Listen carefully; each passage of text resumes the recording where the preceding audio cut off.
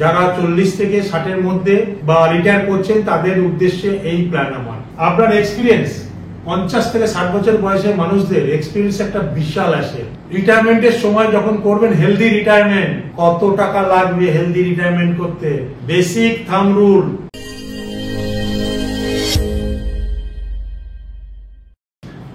নমস্কার, আমি বরুণ ঘোষ, বাঙালি ইনভেস্ট করো চ্যানেলে আপনাদের সবাইকে স্বাগত। আপনাদেরকে আজকে একটা ভিডিও, আমি আপনাদের অনুরোধে আজকে আবার একটা ভিডিও নিয়ে আসছি যে before retirement and after retirement কিভাবে প্ল্যান করা উচিত। কারণ অনেকে আমাকে প্রশ্ন করে, আমার কাছে প্রচুর লোক এসছে আমার চ্যানেলের মাধ্যমে। আমি প্রতিদিন প্রায় 100-র উপরে ফোন অ্যাটেন্ড করি। তা সেখান থেকে যে বা প্রতিদিন আমি 2 থেকে 3 জনের সঙ্গে ফেস টু ফেস মিট করি, সেই হিসাবে আমি যা সূত্র পাচ্ছি সেগুলো আপনাদের সামনে শেয়ার করছি আপনাদের রিকোয়ারমেন্ট গুলোর উপর। সো অনেকে বলছেন আমার 40 বছর বয়স হয়ে গেছে, আমার 50 বছর বয়স হয়ে গেছে, তাহলে আমরা কিভাবে প্ল্যান করব। আবার বলছেন অনেকে আমরা যারা রিটায়ার করে গেছি আমরা এইসব কিছু করি না, আমাদের পেনশন নেই, প্রাইভেট কোম্পানিতে পেনশন নেই, তাহলে আমরা কিভাবে প্ল্যান করব।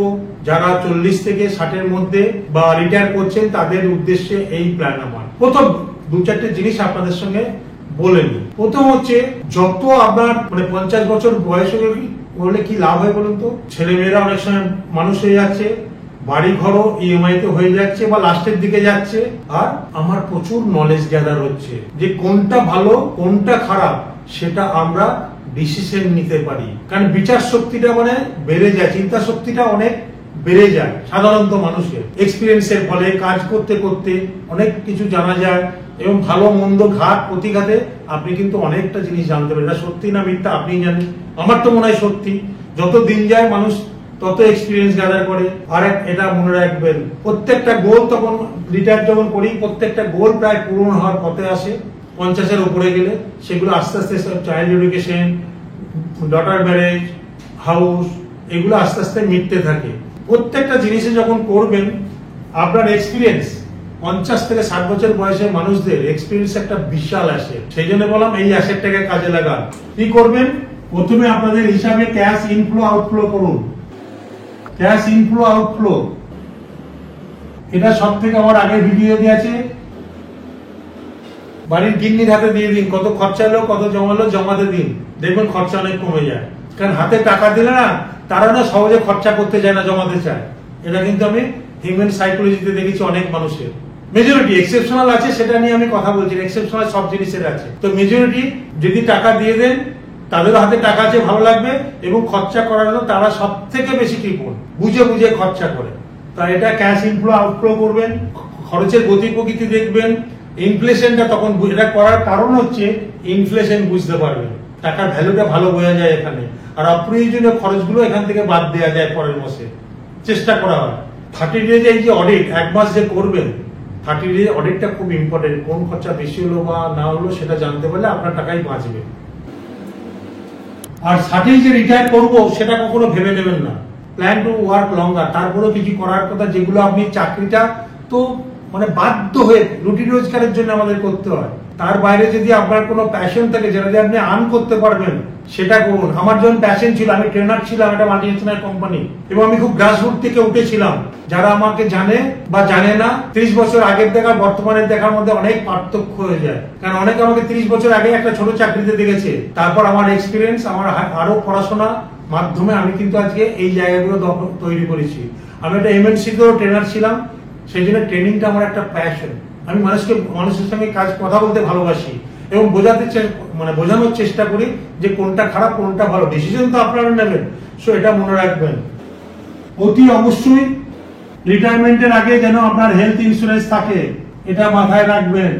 যদি কোনো গ্রুপ ইন্স্যুরেন্সের মধ্যে থাকে তো ভালো, নাহলে রিটায়ারমেন্টের আগে ইন্স্যুরেন্স নিয়ে নেবেন 50-এর মাথায়, 50 এরকম বয়সের সময়। তা না হলে কিন্তু অসুখ বিসুখ ধরে গেলে ইন্স্যুরেন্স কোম্পানি কিন্তু আর নেবে না, এটা মাথায় রাখবেন। মাথায় রেখে কেন হেলথ ইন্স্যুরেন্স নেবেন এবার সেটাতেও বলছি। ফার্স্ট পার্ট, কেন হেলথ ইন্স্যুরেন্স নেওয়া আপনাদের প্রয়োজন।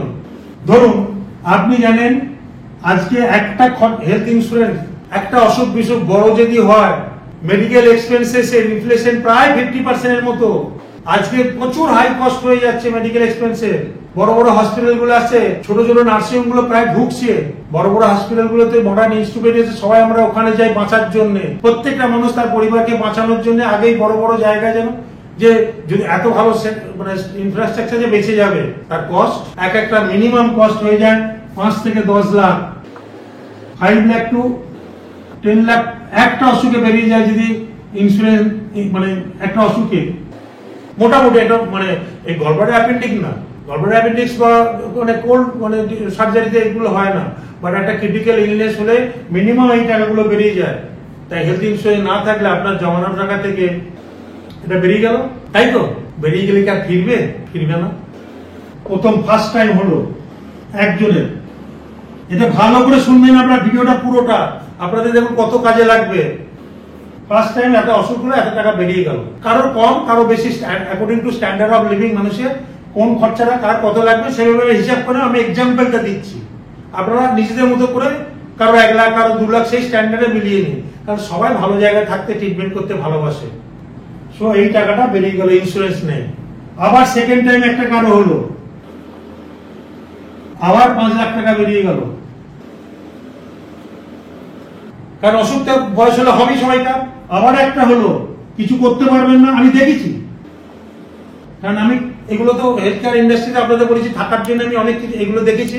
আবার একটা 5 লাখ টাকা, আমি এক্সাম্পল দিয়ে বলছি, বেরিয়ে গেল, কারণ আমরা 15 লাখ টাকা বেরিয়ে গেল, জমানো টাকা, হার্ড এন্ড মানি বেরিয়ে গেল। তো হাত থেকে যদি একটা সুন্দর জিনিস করি, দেখুন এই 5 লাখ টাকা, এই 10 লাখ টাকাটা মুছে দিচ্ছি, 5 লাখ টাকা যদি 6% ইন্টারেস্ট হয়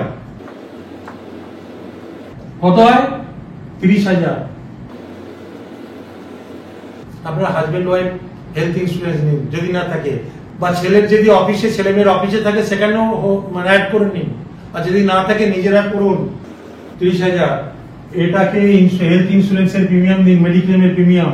তাহলে যাই হোক আপনার 5 লাখ তো থাকছেই করে, প্লাস এই খরচাগুলো আর কোনোদিন হবে না। তখন আমি মুছে দিচ্ছি এই খরচাগুলো, আর এই হেলথ ইন্স্যুরেন্স থেকেই দেবে, আপনাকে আর নতুন করে কোনো ঘরের টাকা দিতে হবে না। দেখুন 5 লাখ টাকা ইনট্যাক্ট ব্যাংকে পড়েছে, নতুন করে যত অসুখে আপনারা খরচা করতে হবে না পকেট থেকে, এই ইন্স্যুরেন্সের ইন্টারেস্টটা থেকে প্রিমিয়াম দিন, ফিক্সড, এটা কোনো জায়গায় এফডি বা লিকুইড মানে কোনো জায়গায় রেখে দিন, এর ইন্টারেস্টটা প্রিমিয়াম দিন।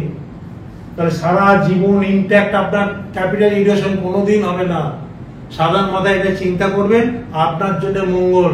নেবেন কি নেবেন না সেটা আপনার ব্যক্তিগত, বাট আমি তাই করি এবং অনেকে তাই করে, কারণ ক্যাপিটাল ইরোশন জীবনে আর হবে না যদি এই সুন্দর প্রোটেকশন, এই প্রোটেকশনটা দিয়ে রাখি আমি। হেলথ ইন্স্যুরেন্স মানে এটাকেই মেডিক্লেম বলে, হেলথ ইন্স্যুরেন্স বলছি এটাকেই মেডিক্লেম বলি। আমি যদি এটাকে করে রাখি, আমার ঘরের ক্যাপিটাল আর জীবনে বেরোবে। এই 5 লাখ উপরে রইল, এখান থেকে শুধু প্রিমিয়াম নিয়ে যাব। ক্লিয়ার? 3 নম্বর, নলেজের জন্য খরচা করুন। নলেজের জন্য অনেক আজকের যুগে না চাকরি করতে করতে না, আপনার যেটা প্যাশন, আপনার যেটা মানে পাওয়ার অফ সাবকনসিয়াস মাইন্ড, এর থেকে পাওয়ারফুল জিনিস আর কিচ্ছু হয় না। নিজের ভেতর থেকে যেটা করতে চাইছে সেটা যদি আপনি চান চাকরি করতে, তা সেই নিয়ে আপনি পড়াশোনা করুন, যেটা আপনাকে অনেক কিছু, আপনাকে ইনকাম বাড়িয়ে দেবে। নলেজ ডেভেলপ করলে আপনার ইনকামও বেড়ে যাবে, সেই জন্য পড়াশোনা করে সবাই। পড়াশোনা না করলে কি আপনি বড় হতে পারবেন? যারা ভালো পড়াশোনা করে তারা অনেক চচ্চর করে উপরে উঠে যায়, আর যারা পড়াশোনা করে না উঠতে পারে না তাদের সঙ্গে। সো এটাকে মাথায় রাখবেন, নলেজের জন্য কিছু এক্সপেন্সেস করুন এই সময়, যাতে কোনোদিন রিটায়ারমেন্ট না আসে। একটা প্র্যাকটিক্যাল জিনিস এটা করতে থাকুন। 3 নম্বর হয়ে গেল এই 3টে মেনে ফিজিক্যাল ফিটনেস, এগুলো তো সবাই করে, এগুলো বলতে হয় না, যেগুলো মানে সাধারণ মানুষ করে। আমরা 60 বছর হলে মেডিটেশন করি, ফিজিক্যাল ফিটনেস করি, হাঁটতে যাই, এতদিন করি না, এখন সব করি আমরা, কারণ সবাই বাঁচতে চায়। সো বাঁচতে চাইলে, হেলদি ওয়েতে বাঁচতে চাইলে মেডিটেশন, মর্নিং ওয়াক এগুলো তো আছেই। এর বাইরে মাথায় ভাবো প্ল্যান টু লঙ্গার ওয়ার্ক, এটা দিয়ে প্ল্যান টু লঙ্গার ওয়ার্ক, এই নলেজের সঙ্গে এটা রিটায়ারমেন্টের পরও আমি কাজ করব।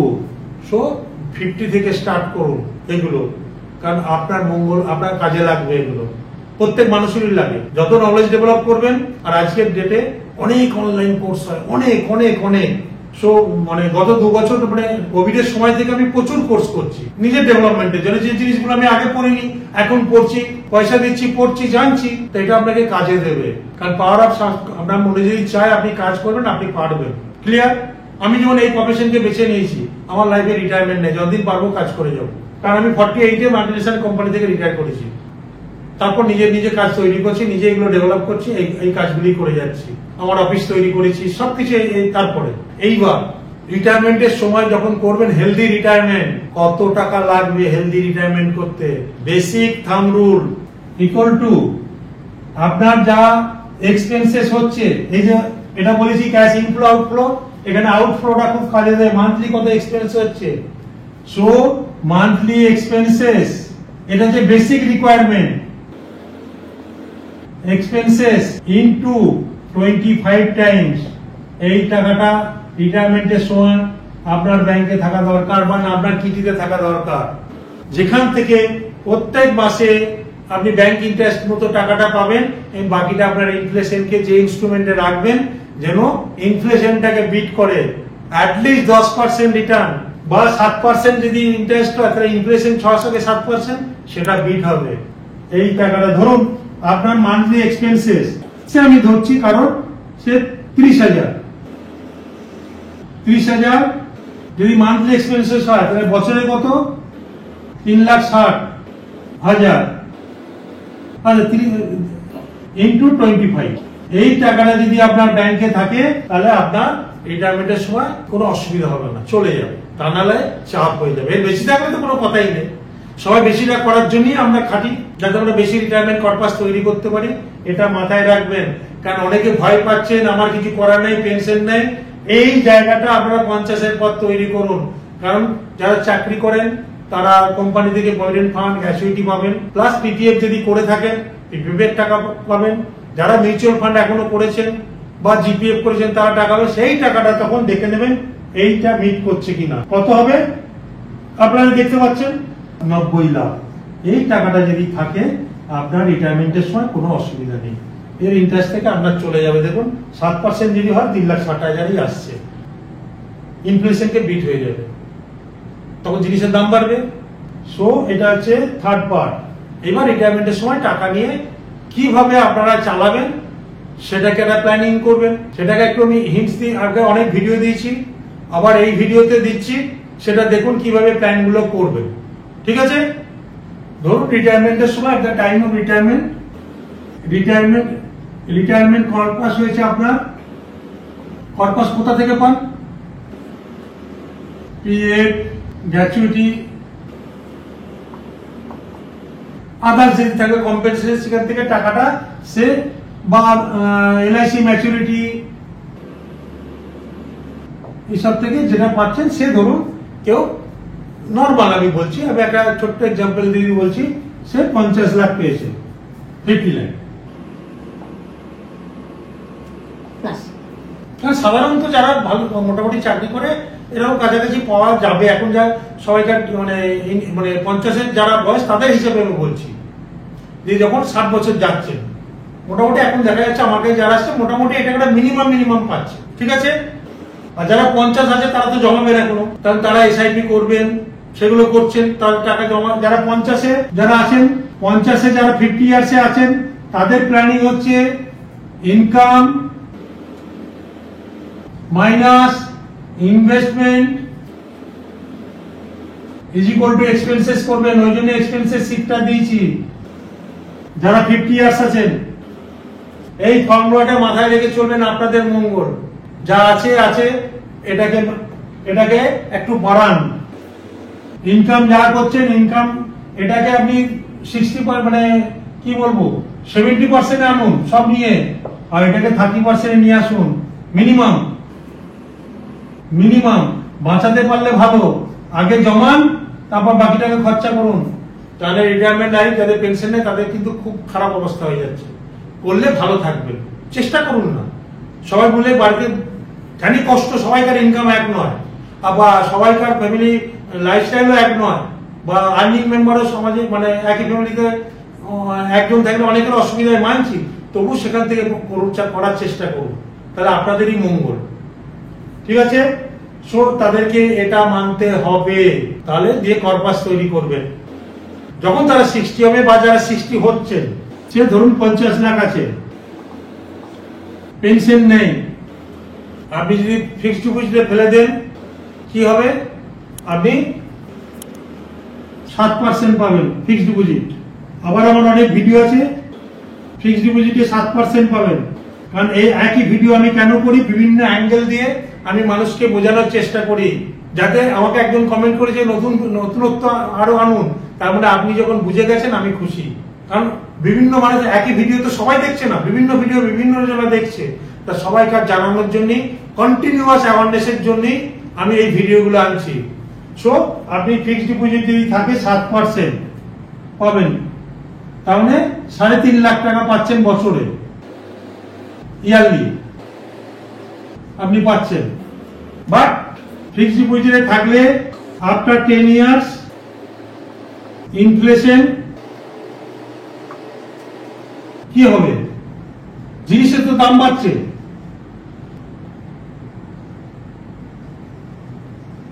আটকাবেন কিভাবে? আটকাবেন ইনফ্লেশনকে। এত জিনিসপত্রের যা দাম বাড়ছে, আপনি কিছু করতে পারবেন না। তাহলে কারণ 10 বছর পর এর ভ্যালু তো 50 লাখই থাকবে। সো ইন্টারেস্ট রেট কমতে বাড়তে পারে, যেমন কোভিড এর আগে 6% নিচে চলে গিয়েছিল, তখন কি করবেন? কারণ ইনফ্লেশন নামক রাক্ষসটাকে তো কেউ এসে বাঁচিয়ে দেবে না, অন্যজন এসে আপনাকেই বাঁচাতে শিখতে হবে, রিস্ক আপনাকেই নিতে হবে, বাট যে রিস্কটা লং টার্মে কোনো ক্ষতিকারক নয়। সো আমি তখন সেটাকে কি বলি, এই টাকার একটা পোর্শনে যদি আপনারা মিউচুয়াল ফান্ডে রাখেন, সে মিউচুয়াল ফান্ডে রাখেন, মিউচুয়াল ফান্ডে নিফটি 50 ইন্ডেক্স ফান্ড, এগুলো কিন্তু সিকিউর টপ কোম্পানি ফান্ড, সহজে 10 বছরের অ্যাবাভ কোনোদিনই লসে কেউ দেখেনি। তো এই ফান্ডটা তখন মিউচুয়াল ফান্ডে থাকলে এই 50 লাখ টাকাটা যদি আমি wash to the wash after 10 years, এটা নেওয়ার পর, এটা নিয়েছেন, এগুলো সেম জিনিস আপনাকে মিউচুয়াল ফান্ডও দিচ্ছে 3.5 লাখ টাকা, ঠিক আছে। আফটার 10 ইয়ার্স এই যদি 7 লাখ দেয় আপনাকে ভ্যালু, 7 লাখ ভ্যালু হলো, কার লাভ?